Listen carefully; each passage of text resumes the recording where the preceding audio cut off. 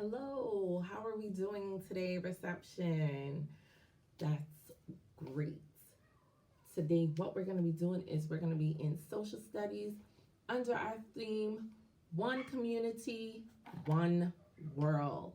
And we're going to continue where we left off. We were talking about our community helpers. So let's just go over the ones we went through already. We had the first one we did was a police, and usually they have police stations, so that's where they operate from. But a lot of the times we see them walking around and making sure that everyone is safe. And if you have an emergency, you can call and get the police to come by you. So that's one thing. And we have our firemen. And if you were with us during summer school, you'd have went to the fire station, the airport fire station with us. And you saw where they were stationed, you saw their trucks. We were able to operate the hose with them. It was a great time. Hopefully when we get back to school, that's something that we can do again. Also, we spoke about soldiers. As you know, we have the Barbados Defense Force. That's where our soldiers are. That's where they're stationed. And they also protect us. We also spoke about security guards. Now, with security guards, they may be stationed different places. Like I might be a security guard and I might work for a company. Like in Barbados, we have Amalgamated Security Company. So they may place you a specific place, or you may rotate or change the places that you're stationed to protect. Right? So we know at our school we have a security guard, and his name is Mr. Simmons, and he is usually by our front gate, right? Right. The next person we spoke about was a lifeguard. And a lifeguard is stationed at the beach. And if you go to the beach and you see this tall yellow hut, this structure that's yellow and bright, that's where they work from, right? And they're high so that they can see what's going on all around the beach. And then they're able to run down and help those who need assistance. And then we spoke about doctors. Doctors, when we think doctors and as well as nurses, we think about the hospital. But some doctors are what we like to call private doctors. They have their own office, so they don't necessarily work out of the hospital. And some of you may have a pediatrician, which is also a doctor, but they specialize in children. So your pediatrician may have their own office that you don't have to necessarily go into the hospital and see them, as well as nurses. Some of those private doctors have their own nurses. Sometimes we have nurses that work out of nursing homes that deal with the elderly people. So sometimes when we hear these jobs, you may think one specific place, but that's not necessarily the case.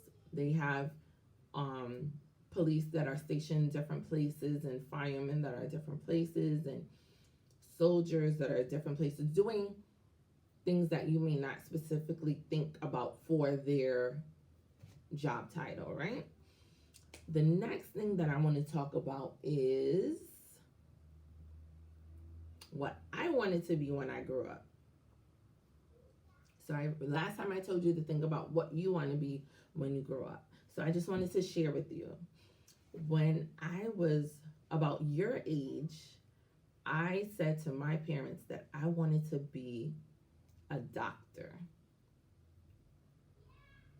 And not just any doctor, a pediatrician.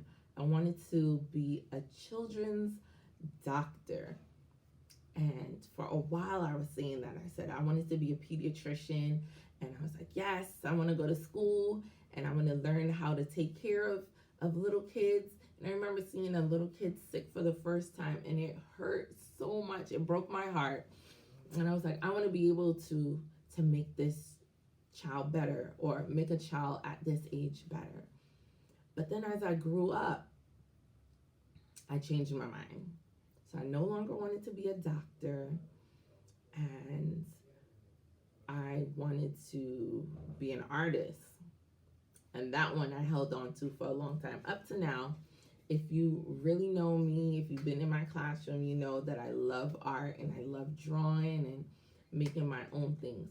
But I didn't just want to be an artist, I wanted to be a fashion designer. So I told my parents, and I researched high schools and colleges and all kinds of things to be a designer. And even when I was in what we call middle school, which would be middle school would be secondary school, I looked up books because at the time the internet wasn't as up and running as it is now. So I went and I got some books and I taught myself how to draw and how to sketch all these clothes to be a fashion designer. So from that time to now, I have been building my portfolio, which is just binders and books of all my artwork put together, right? So I'm going to show you some. But then in the same junior high school, while saying, yeah, I want to be this fashion designer, I met a teacher that influenced my life so much. He was my literature teacher, my grammar teacher, and he influenced my life so much. And I said, you know what? I want to have this effect on people. I want to be able to change so many people's lives throughout the course of my career. So in the back of my mind, I knew from that point on, I wanted to be a teacher. But as I grew up, I kept changing my mind. So I went from doctor to artist, specifically a fashion designer, to a teacher, to a social worker, to so many different things. And then I landed back on teacher. As you can tell, I am a teacher. So let me show you some of my work.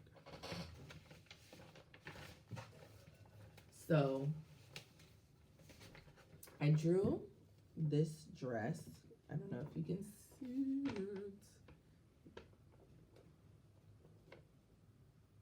There you go. So this is something that I drew with a bunch of ruffles, right? And then I drew this shirt that has, you may not be able to tell, but that is a toucan, which is a bird on the shirt. And then someone was graduating and they wanted me to design their dress for them to wear to graduation. So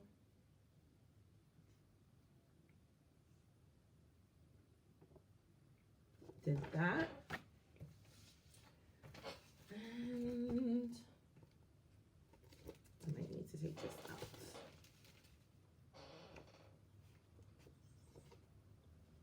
The lighting.